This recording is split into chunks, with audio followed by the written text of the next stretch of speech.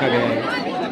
हर वर्ष की तरह आज भी हाई स्कूल और इंटरमीडिएट की छात्र छात्राओं को कक्षा 9 कक्षा 11 वाले छात्र छात्राएं एक दूसरे को विदाई दे रही हैं और आज बड़ा खुशी का दिन है कि हमारे बीच में एक दूसरे को जो विदाई दी जा रही है।